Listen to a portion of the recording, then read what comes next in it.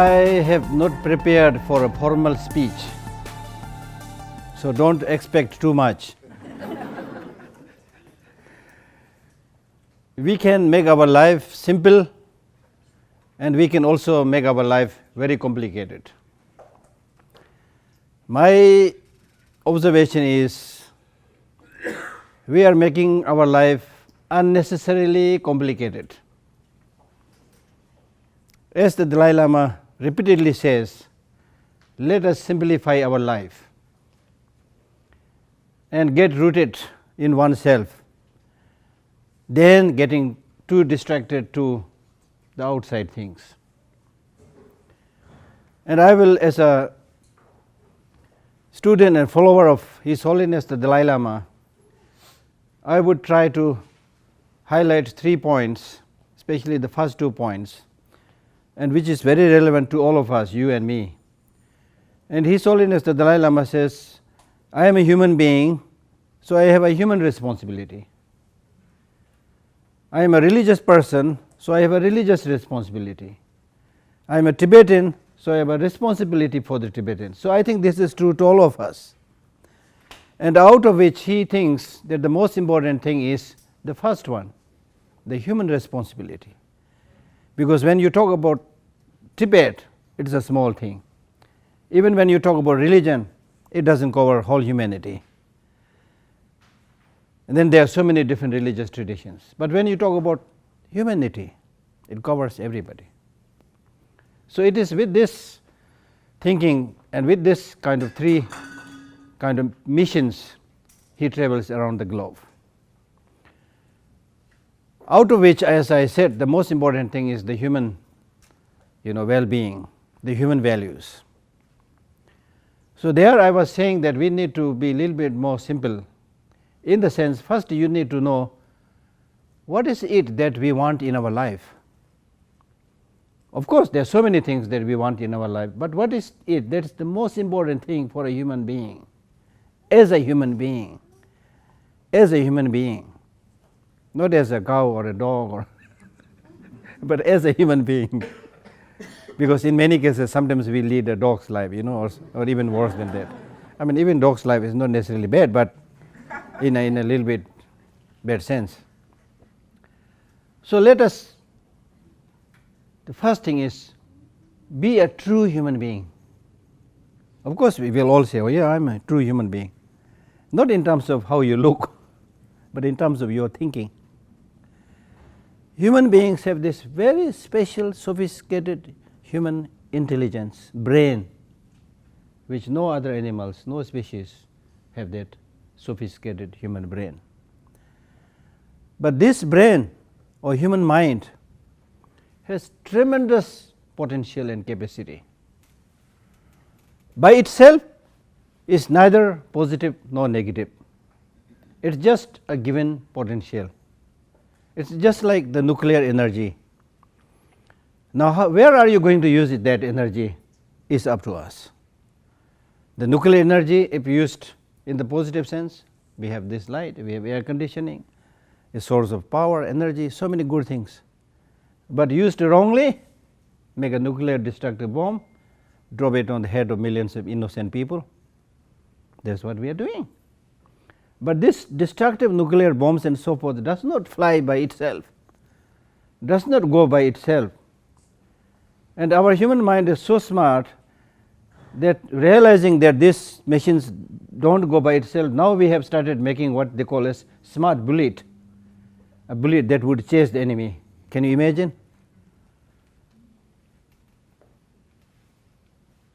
So therefore, what my main point is, it is the human beings that not only has the huge responsibility, but also has that tremendous capacity for goodness as well as for badness. No other animals have that potential. Snakes, they are poisonous, but see what kind of damage they do. Very, very limited. Tigers and lions, they are, carnivores, but the damage they do, very, very limited. So when we talk about environmental degradation, air pollution, water pollution, who is doing that?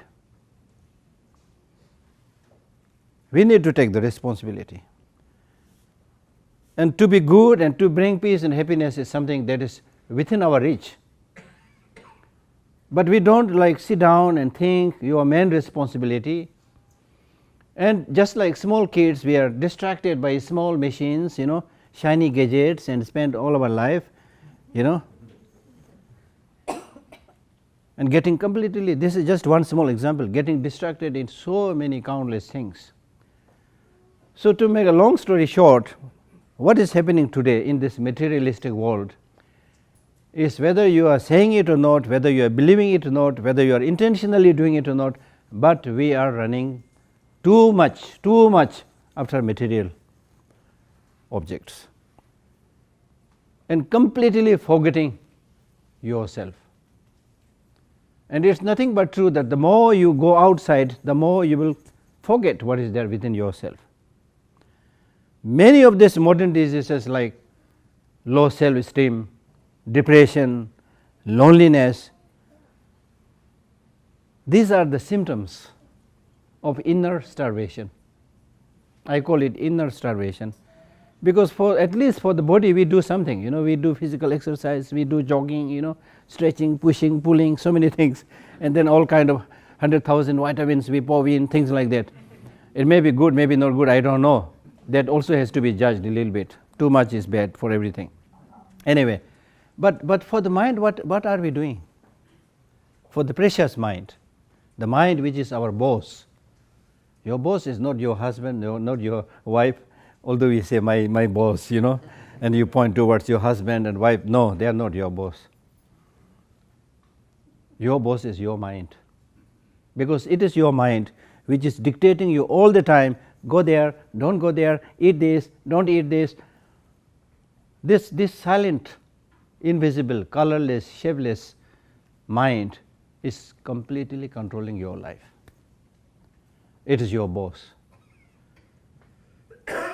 And it is without doubt that if somebody is your boss, the boss naturally has to be good. Whether it's your company boss or your boss in the form of your president, your prime minister, it has to be good. It has to be good means it has to be compassionate. Somebody who really cares about the well-being of the majority. That's the most important thing. In the Buddhist teaching, there is a teaching which says, if you have one practice in the palm of your hand, you have all the practices in the palm of your hand. And what is that practice? Compassion. And what is compassion? The wish to remove sufferings of all sentient beings. Very powerful emotion, positive emotion. And that has to be there. Because the purpose of human, what is the purpose of human life? Purpose of human life is not just to eat and sleep and then go away. The purpose of human life is to produce more smiles on the face of others. The purpose of human life is, as the Dalai Lama says, if it is possible for you to help others, help them.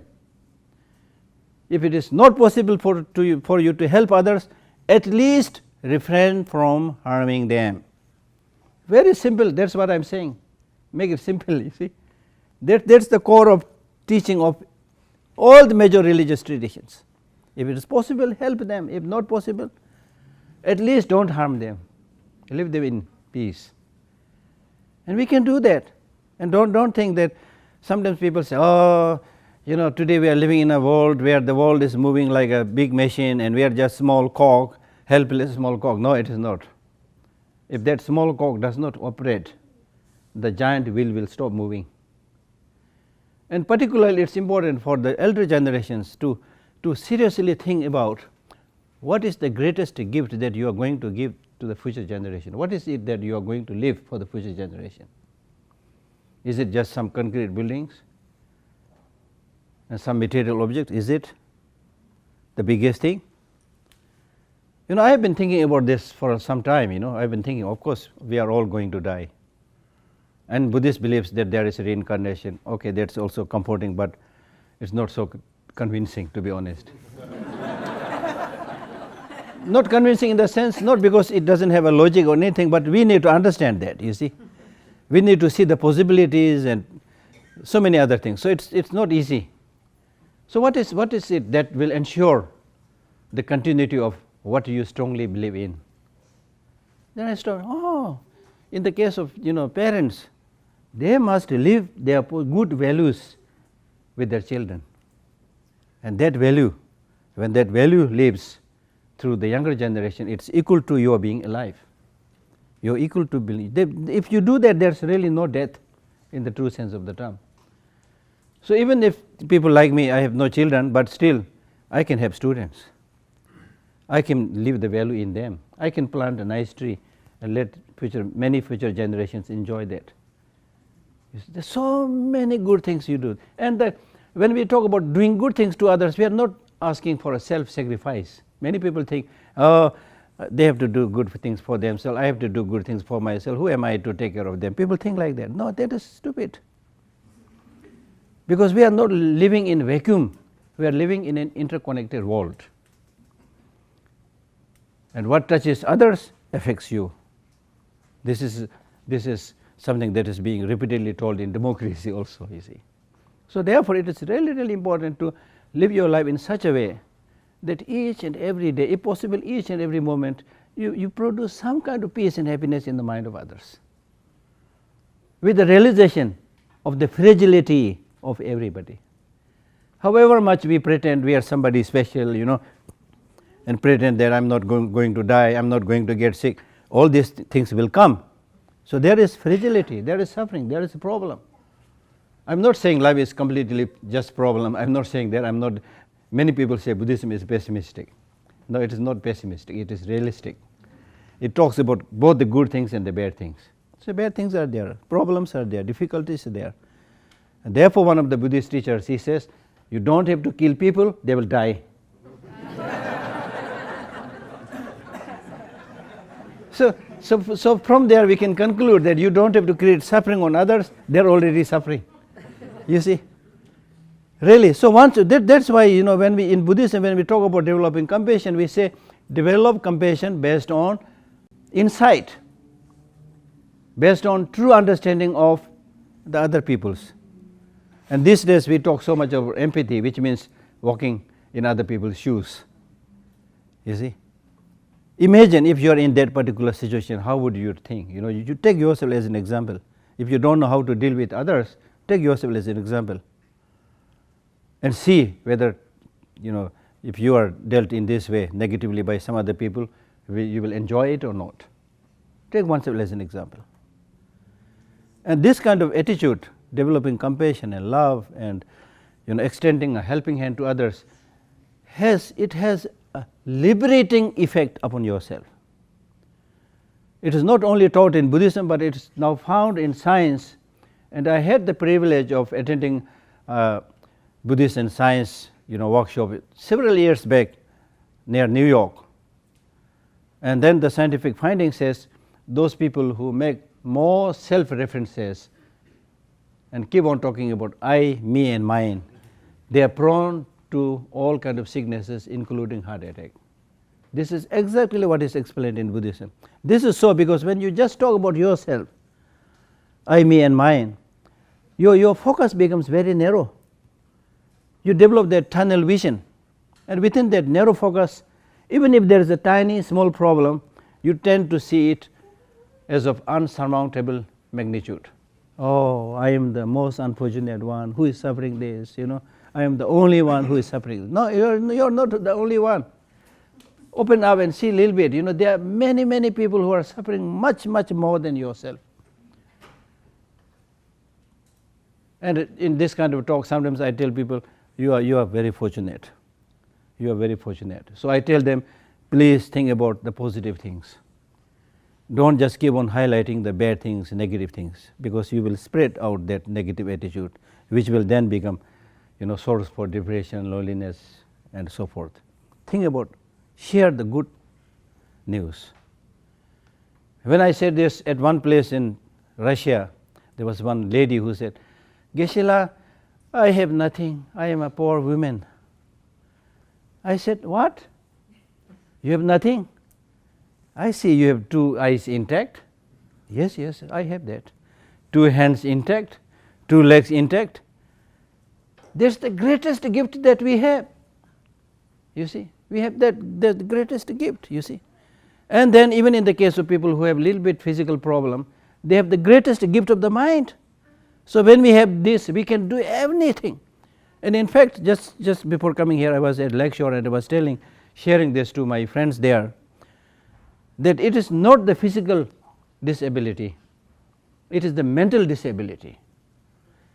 Mental disability also in the sense, people who has ill will, anger, hatred, they are basically mentally disabled. So therefore in Buddhism we talk about removing the destructive emotions and enhancing and cherishing and developing the positive emotions. So transforming yourself, we talk so many things about the human right, which is one of the topics suggested, human right, then Buddhist practice of compassion and mindfulness, all these things. There are so many different topics, but one thing that you can easily do is the source of all these positive qualities is transformation of your mind. Recognizing the destructiveness of the destructive emotion and reduce their intensity. If possible, completely eliminate them. If not possible, at least reduce their intensity. And then increasing the positive emotions like love, compassion, wisdom. Make friendship with positive emotions. The more you do that, the more you will see you will not only become physically healthier, but materially also you will become wealthier. It's not so much about how much money we make, it's also how you are spending them, your lifestyle, you see. So because of wrong ways of life, wrong lifestyle, wrong food habit, we're just throwing the money like that. Then we say, oh, don't have money. Then you have to work like a donkey. Sorry, my language may be not so nice, but I'm trying to tell you the truth, you see, really. So therefore, once you have this mental well-being, love, compassion, as somebody said, love is something that the blind can see and the deaf can hear. It's that kind of emotion, you see. Look at this rapport between a mother and her child. And in Buddhist text, it gives the example of a mother who has only one child, which is also, number one, only child. Number two, very small. Number three, very cute. You see? Very cute. So when mother has this kind of little child, she is all for this little child. She is ready to sacrifice her life for this child. So similarly, it's only a question of training. If we train our mind, then we will see everybody cute, lovely. Yeah, it's not so much about how physically you look, what is the style of your nose, mouth. It's not so much about that. Honestly, it's how you see this. The beauty lies in the eye of the beholder, as we say. And I've seen mothers whose child may not be necessarily very cute, as we normally understand, but still for that mother, her child is the most beautiful child. So therefore it is important to see the actual reality and situation of other people. Then this is we are fond of introducing each other, but if you see that real human side, the human reality, then there is hardly any need for doing any introduction. You are American, okay, Tibetan, okay, but that's not the big thing. The big thing is you are a human being like me. Like me, you want happiness, do not want suffering. As an individual, I try my best to take care of myself, to look after my body, to look after my mind. I'm not good in that. We are all not in good that. But at least we try our best to take care of ourselves. But if somebody asks you this question, that Geshe-la, I've seen you that you have been taking care of yourself for the last many years. Why are you taking so much care about yourself? If somebody out of the blue asks us this kind of strange question, then you can give many answers. But if you give an answer saying, I take care of myself because I'm a very special person, or I am a professor in a university, there's an answer but not the correct answer. The right answer is, I take care of myself because I want happiness, do not want suffering. That's the correct answer. So similarly, you take care of others because they also want happiness, do not want suffering. Then you will say, oh, it's too much. They'll take care of themselves, I will take care of myself. You are saying this because you are not seeing the connection. It's like saying, when my leg is hurt and needs some massaging or something, and the hand says, no, no, no, I don't want to help. Leg is leg, this is hand, you know. But the hand goes down to the leg, which is hurt, because they are connected. So we are like legs and hands, especially in today's world, you know. I may know you or not know you. I may live like several thousand miles away, but what you do impacts me today and impacts the whole world, the whole environment, you see. So therefore, if we forget this one thing, there's taking the responsibility of looking after well-being of the whole planet, the whole humanity. If we forget this one thing, then whatever you do will not be right. It will be really, really difficult to, you know, you talk about like doing this construction, this big plan, that big plan, you know, but at the end of the day, it will fail. And I'm sure that we all have so many examples of even leaders who don't have that kind of positive attitude, and then does many things which brings more misery and suffering for people. So therefore, as a human being, that's the most important, to as and when you see somebody, don't just make this division. Try to laugh, smile, be welcoming, you see. It's not sure when are we going to meet again, as simple as that, you see. As simple as that's what is taught in Buddhism. You know, you should be very good to your family members, because it's not sure when will they go. As simple as that. Therefore, be nice while you are living together. Be nice. Be nice. So similarly, whenever you meet some people, try to be nice. That's the meaning of life. You know, if you wherever you go, if you have people who are smiling, who are helping, that's called heaven.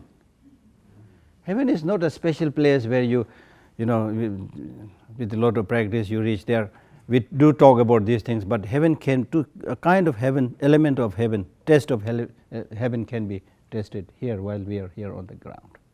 And if you don't do these practices at the human level, you talk about big things, whichever religion you belong to. You talk about becoming Buddha, you talk about becoming, you know, meeting the God, whatever you want to talk. It's not that simple.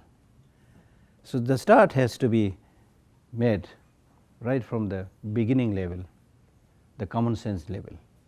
So that is one very important point that His Holiness shares wherever he goes, and therefore I think this is, of course, for me also this makes complete sense, and it's very important. Then the second point on which he speaks about is religious harmony.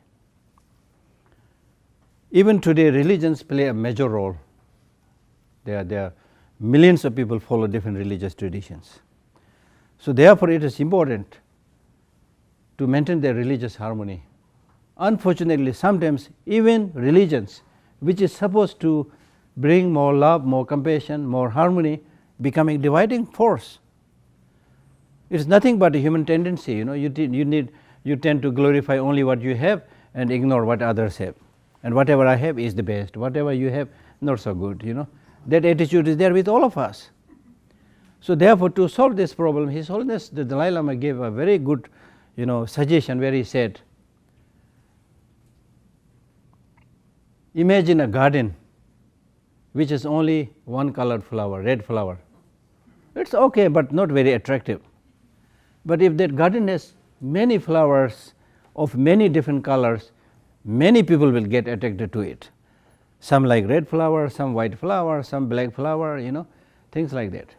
I've seen a black rose in India, in a garden which is called rose garden. Yeah. So that is it. And likewise, when you go to a departmental shop, if it sells only shoes, then you can go there only to buy shoes. But if it is a shop which has so many varieties, then varieties of people will be benefited. Similarly, when we go to eat something, if there are many dishes, people can choose. If there is only one dish, there is not much to choose. So the very question, which religion is the best religion? Stupid question. It's like saying which medicine is the best medicine. We cannot say this medicine is best because it's the most expensive one. that medicine is good for you, which cures your particular illness. So from that point of view, that medicine is best for you, but because that medicine is best for you, you cannot say that medicine is best for everybody. So different people, depending upon their mental disposition, their sickness, their way of thinking, different religions are helpful, useful, and it has been so for so many generations. So therefore, we need to understand that these different religious traditions are different flowers, different dishes of food, different things that is available in the market. So with this kind of understanding, then you can see the richness. That's why this pluralism in religion is so important. So that is a little bit about religion. I don't want to talk too much about it. So therefore, I should stop and have more questions, So therefore, to summarize, life is short. We are not going to live forever. We don't have even example of one single person who lived forever. If you give me that example, I'll give you some big prize. See, so life is short. And in our case, we already spent a big chunk of that life. Okay, I wish that we all live long, healthy, happy. Of course, that's what we all aspire, but there is no certainty. So therefore, once this is the realistic way of thinking. It's not just to unnecessarily frighten you, because if you're realistic, then you will be realistic.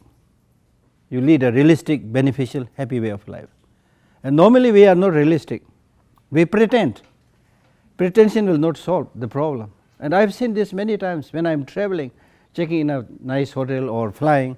So in the beginning, for example, when I checking in when we are like boarding a flight. So in the beginning, we don't know each other. So people always not so, friendly. I'm not necessarily very negative, but not so open. So at the most they will say, "Hi,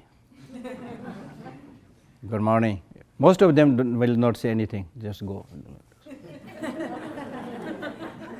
I have to do a little bit acting, you see. Okay, good. Then we board the flight, sit on our seat, and then the food is served. Everybody is a gentleman, gentlewoman. Not much need to talk about others, kind of attitude there. Then when you are in the sky flying, suddenly the pilot announces, "Ladies and gentlemen, we are entering the turbulent zone. Tie your belt." Expression changes already. Starts looking towards each other. And when there is a real turbulence, then people start craning their neck and trying to smile, things like that. You see? That's the thing. When you encounter a problem, when you encounter a tragedy, then pretension will not help. You see? So therefore, it is really, really important to be realistic. That will completely change your life. Otherwise, if we spend our whole life just running and running just for oneself, running for others is good. Making too much money for others is good. But making too much money just for oneself. The world is ruled by, generally speaking, as far as my understanding is concerned, a small percentage of rich people is enjoying the wealth of the world today. I'm not against them, but that is the reality, you see. And then the millions, and I myself know, I live in India, millions, they hardly have anything. So let us have some feeling for these people, do our small bit, and we can change. And once you do that, it's nothing about religion, it's just human nature. If you just share something which you have and other people smile and happy, you get tremendous amount of happiness, genuine satisfaction. That genuine mental satisfaction is called happiness. Happiness is not like a rainbow, you chase and nearer you come, the more it disappears. The ordinary concept of happiness is, what we are doing is really like chasing the rainbow. If you chase the rainbow, you will never be able to catch rainbow. So it's by doing this small things, you know. And when we came into this world, we came with nothing. A crying baby, naked, not speaking even a single language. Forget about second language, you know. Not a knows nobody. There is a joke, which is actually is a joke, but it's really, you know, says the truth. After the birth of the child looks at the mother and says, the mother was taking care of the child, but the child looks at the mother and says, "Have we met before?" Yes, we never met before. Then why you are taking so much care about myself? You know, I want you to give that answer. You see, so it's not so much about whether you know that person or not, but when you develop this attitude of others part of yourself, others belonging to yourself, your whole life's attitude will change, and you will be ready to help others. Now, helping others is not just giving money. Even just a kind smile will make the day of a person. You see, there are people who are depressed, lonely, you know, because of having no genuine human contact and support and help. You can change their life. And to be honest, many unfortunate things happening in the society are also because of many people who are lonely, who felt neglected, and out of desperation they do many things. Now in Tibet itself, more than 149 people committed suicide through self-immolation by burning themselves because of the desperation of the situation. But still, in the case of the Tibet, 149 people self-immolated themselves, but without harming a single Chinese. But still, how much people pay attention to what is happening in Tibet is negligible, to be honest. So if we want to live, and I make some challenging remarks to other people by saying that today, if Tibet and any other country is suffering, if you just remain as a spectator, then the repercussion will be next time the same thing happens to you or to the world, people will say, forget about love, forget about compassion. What did the Dalai Lama got? What did the Tibetans got? So it's really, really important as much as possible to show this kind of feeling for others, not just for Tibet. Tibet is very small, but there's so many people who are suffering. So I'm really, really happy that the fact that you are here means you are good people. That's my take. Everywhere I go, I say, it's really like preaching the converts, you know. And the problem is there are many who doesn't show any interest about these values and the ethics and morality.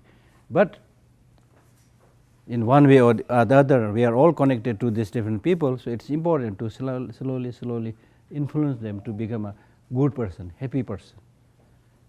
Happiness is the source of everything that it grows, that develops. Unhappiness is the source of downfall, destruction, death, and so forth. And therefore, I always tell people, almost like concluding remark, I always tell people that I am giving you a commitment. And what is that commitment? Whatever may come in your life, don't make your mind unhappy.